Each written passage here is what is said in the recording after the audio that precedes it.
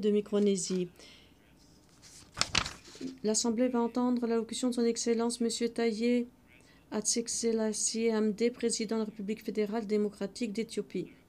J'ai pris le protocole de bien vouloir accompagner son Excellence, que j'invite à prendre la parole devant l'Assemblée.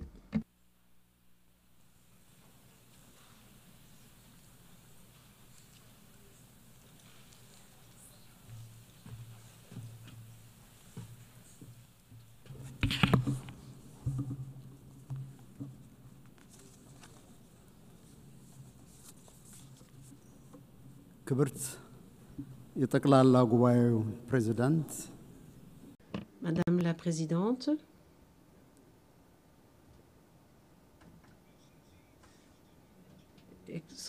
Votre Excellence, Monsieur le Secrétaire général, Antonio Guterres,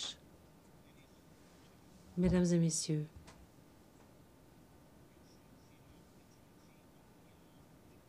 Madame Annalena Baerbock, je souhaiterais vous féliciter sincèrement, vous et votre pays, l'Allemagne, à l'occasion de votre élection à la présidence de cette 80e session de l'Assemblée générale des Nations unies. Nous vous souhaitons tout le succès possible.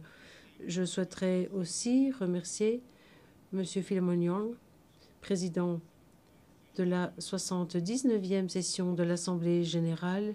Je le remercie sincèrement pour sa direction. C'est un grand honneur pour moi de prendre la parole devant cette auguste assemblée. Nous, un pays qui est membre fondateur de cette organisation qui fête maintenant ses 80 ans.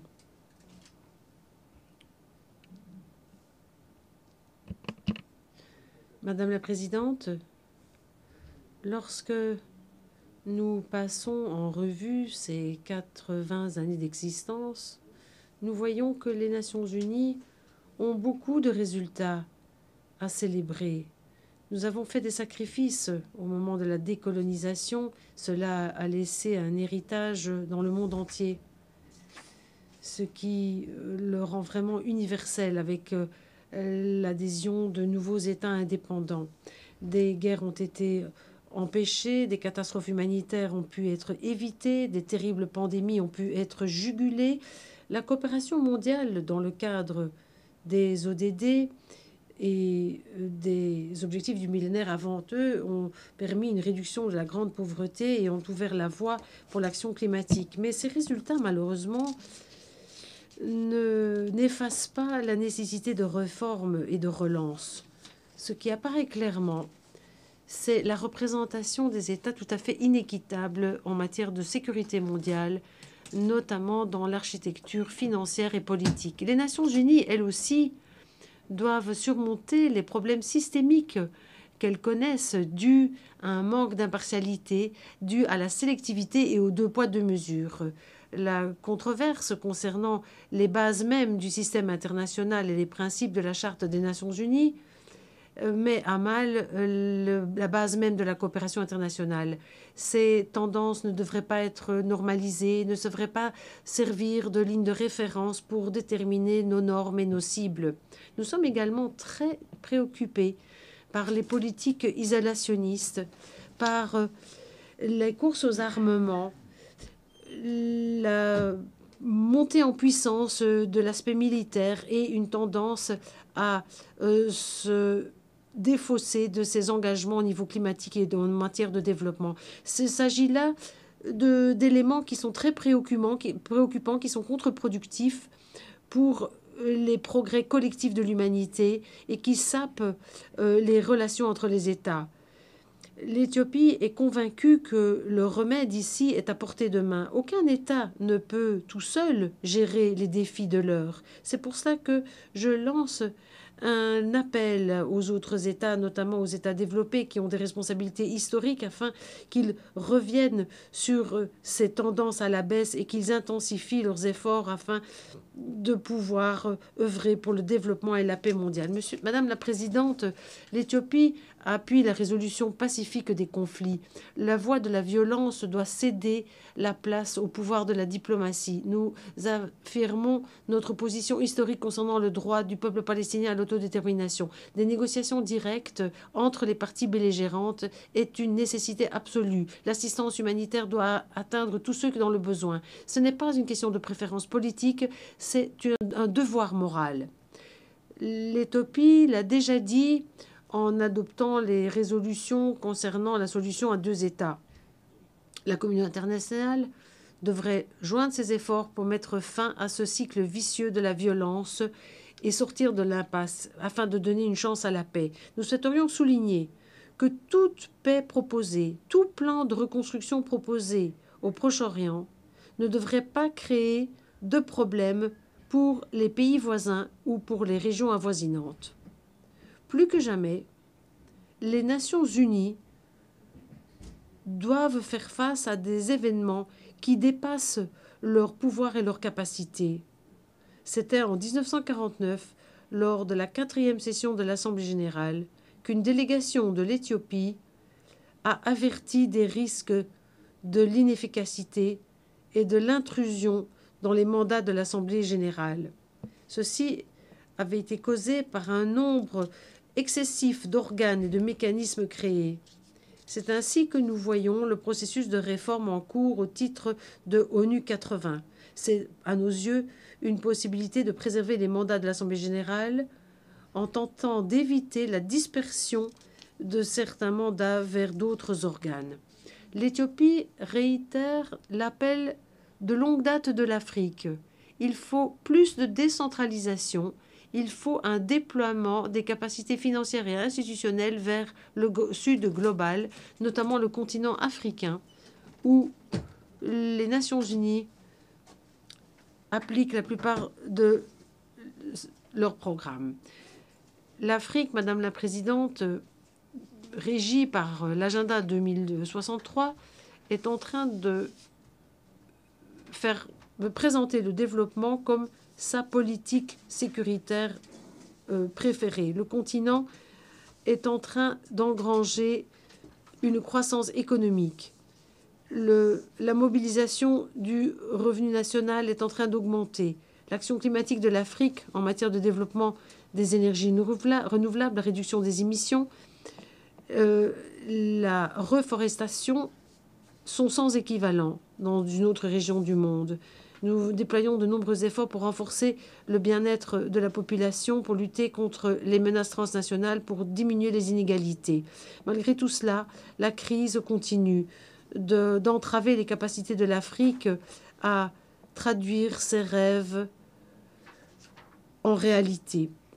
Et notamment, je veux parler ici de la crise de la dette.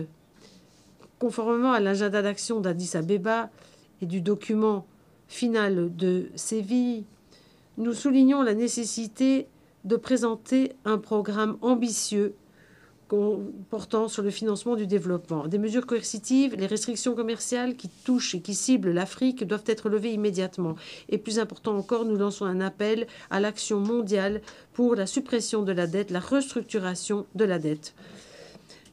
Nous pensons que la sécurité nationale des États, notamment ceux qui sont dans une même région, c'est quelque chose d'indivisible et d'interdépendant. À cet effet, nous voulons intensifier nos efforts pour lutter contre les terroristes qui sont actifs dans notre région. Nous demandons à la communauté internationale d'apporter l'appui nécessaire aux missions de maintien de la paix de l'Union africaine, notamment la mission d'appui et de stabilisation en Somalie. Ce n'est pas le moment de faire marche arrière lorsque l'on lutte contre le terrorisme. De plus, nous réitérons notre appel à l'action urgente pour réformer le Conseil de sécurité des Nations unies. La représentation de l'Afrique dans les 2 catégories de membres permanents et non permanents du Conseil doit être considérée comme une priorité. Il n'y a pas de raccourci ou de demi-solution dans cette longue recherche de la justice. Mesdames et messieurs les délégués, Excellences, j'ai le grand plaisir de partager avec cette auguste assemblée plusieurs jalons, des jalons d'importance qui ont été atteints par le peuple du bassin de la rivière du Nil. Avec l'entrée en force de l'accord sur le cadre de coopération du bassin de la rivière du Nil, la commission basée à Entebbe est pratiquement chose faite. Cette année, nous avons commémoré un autre jalon à la veille de la nouvelle année éthiopienne. L'Éthiopie a lancé ce projet du grand barrage de la renaissance de l'Éthiopie qui transforme complètement la capacité de générer de l'énergie de l'Éthiopie. Grâce à ce barrage, nous aurons une capacité de 5000 mégawatts, ce qui souligne notre engagement par rapport à l'énergie propre pour tout le monde. Ce qui se passe, c'est que cela transforme en fait la vie des gens. Cela amène de la lumière à 60 millions d'Éthiopiens qui n'avaient pas accès à une forme d'énergie propre. Et cela permet de répondre à une demande énergétique croissante de l'Éthiopie, qui grandit de 20% chaque année. C'est un symbole de libération pour des millions de femmes et de filles éthiopiennes qui ne doivent plus aller chercher avec les dos cassés le bois pour le feu. Le barrage sera très utile aussi pour atteindre les ODD. Il va renforcer notre capacité à fournir de l'eau propre à notre population qui souvent est sous pression hydrique. Cela va permettre de créer des emplois pour les jeunes et assurer la sécurité alimentaire.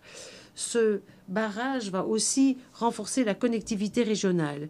Ceci est très important. Nous avons reçu beaucoup de solidarité à l'occasion de l'inauguration du barrage et ceci nous pousse à des plus grands efforts encore pour renforcer la coopération entre les États riverains du bassin de la rivière du Nil. Madame la Présidente, notre rêve panafricain de mettre fin au cycle vicieux du sous-développement devrait rassembler nos pays afin de concrétiser des initiatives qui vont vraiment transformer la vie de nos peuples. Le temps est venu d'œuvrer vers une vraie indépendance de l'Afrique, mue par l'Afrique elle-même et guidée par le destin commun de nos peuples. L'Éthiopie est le deuxième pays en termes de démographie en Afrique. Et nous avons un commerce maritime très robuste. Nous accordons beaucoup d'importance à la sécurité de navigation maritime dans la mer Rouge et dans l'océan Indien. Nous sommes d'accord avec ce qu'a dit le secrétaire général durant la conférence d'Awaza. Aucun État ne devrait être privé de possibilités de croissance, de financement et de technologie à cause de sa situation géographique. Le loi internationale définit que la haute mer est un héritage commun de l'humanité et il faut un droit égal pour tous les États. Il faut que cela se concrétise en collaboration avec d'autres États. L'Éthiopie va œuvrer pour une approche globale en matière de développement égal et de sécurité égale pour tous les États de la mer Rouge et de l'océan Indien. L'Éthiopie va aussi continuer de tout faire pour atteindre cet objectif de politique légitime grâce à la diplomatie et à la participation pacifique. Madame la Présidente, pour conclure, je dirais que je suis convaincue que l'esprit et le génie de l'humanité en faveur de l'unité, de la justice et du bien-être collectif aura le dessus par rapport aux rivalités d'aujourd'hui. De son côté, l'Éthiopie s'est engagée profondément à défendre le multilatéralisme axé sur la Charte des Nations Unies. Nous nous sommes engagés à préserver la sécurité collective et assurer le développement durable pour tous. Merci beaucoup.